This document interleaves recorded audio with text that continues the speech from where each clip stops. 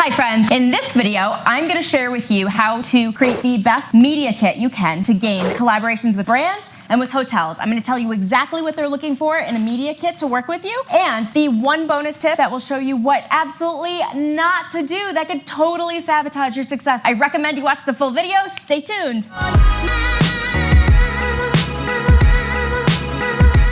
Emelina here, your Instagram expert. Now, before I get into the video, I want to share an amazing resource I have with you. I have a video training that's about 70 minutes where I go through how to double your Instagram following. I really think you're going to love it. I actually go through all of the specific steps that I personally took to grow my following from about 500 followers to about the first 12,000. Catch the link below in the description. If you're watching this video, it's probably because either you have already a substantial Instagram following, or you're thinking about doing this for the future where you're looking to become an influencer to be able to work with brands. And you know that a media kit is probably a good way to do it. If you want to learn all about media kits and Instagram collab life, comment below with the good life, and I'm actually going to come in and respond to all of your comments. I have some amazingly beautifully designed media kit templates that are super easy to use, and I absolutely think that you are going to love. If you're interested, I'll include the details and a link for you in the description below. Without further ado, here are the 5 elements that you must have in any good media kit. The first thing you want to do is write a hook. What value do you bring to the table? This is a 1 to 2 sentence phrase that shows everything that you're going to provide for them or what you're going to do for them. For example, my hook on my media kit says, I create lifestyle content that tells a relatable story about your brand while engaging my entrepreneurial audience around your product naturally on Instagram. You're going to want to tell the brand exactly what that looks like so that you can get them interested in your story, in your pitch, and in your proposal. Tip 2 is to write your bio like you're a New York City press agent. The level of intensity that we would have in New York, which would be direct, precise, show the value clearly, show what makes you credible. You want to communicate why you're so great to work with in just a few sentences. It really produces your value and the credibility that you bring to these projects. I just spoke with a press agent yesterday that said she relies on gut feelings onto whether or not a person looks like they'd be a good fit for the brand. They're trusting you, the influencer, to create amazing content for them that represents them really well, and they want to make sure that the likelihood of that happening is super high. My third tip for you, brands really love to see if you've had any press or media in the past. It adds so much credibility if you have, so I would definitely add it into your media kit. For example, I've been featured in the New York Times, Politico magazine, Entrepreneur magazine, Social Media Today, and a bunch more.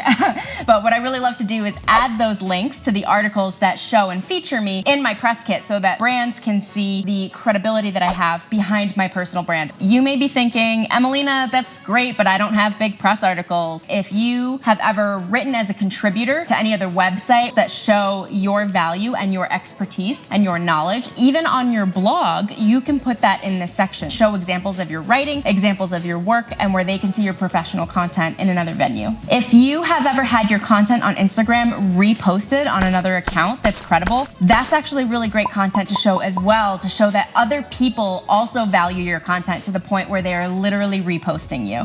Okay, number 4 on my list of tips for you is to add relevant social media insights. They're going to want to see exactly who your audience is to see if it matches up with their own marketing, if that's an audience that they want to reach. They're going to want to see how many followers you have, obviously. They're going to want to see your engagement rate. How engaged is your audience? How much does your audience actually care about your content and respond to it? I like to include exactly how many followers I have, how many anticipated followers I think I'm going to have next month, my average growth rate per month. If you're not consistently growing rapidly, don't add how many followers you tend to increase. I would also definitely include your average engagement rate per post, details about my audience, including their genders, their age, and their locations. Tip 5 is to give these brands a sample of what they can expect by working with you. The first thing I would recommend is listing off brands that you've worked with in the past on Instagram. If you've worked with anyone notable, that's great. If you've worked with smaller businesses or smaller products, that's great too. To take this a step farther, these are pretty much like case studies. I really like to add a couple of sentences talking about what the brand was looking for, what the intention of the project was, and how I decided to create content based on those objectives. If you haven't worked with brands yet, I have a methodology for that as well. Start reaching out to smaller brands and smaller businesses and contact them saying saying that you'd like to give them some Instagram promotion in exchange for a product that they have, like a low dollar amount product. If you're new to this, something under like $100 is probably a good sweet spot to start creating content. You won't get paid yet, but you'll be able to start building your content portfolio on Instagram that you can leverage later to work with even bigger brands.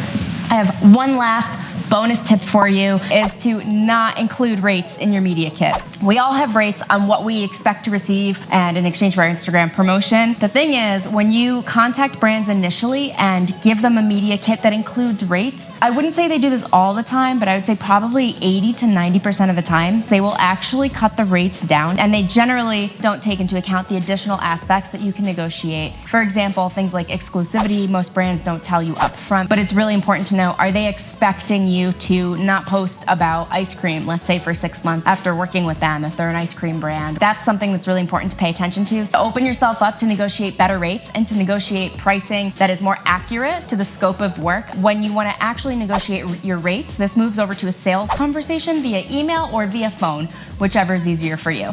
If you loved this video, please like the video. Every like helps. I'd love to hear from you in the comments below about what you loved, what you learned, if there's anything else you want to know from me on this topic of media kits and working with brands. And remember to subscribe. See you next time.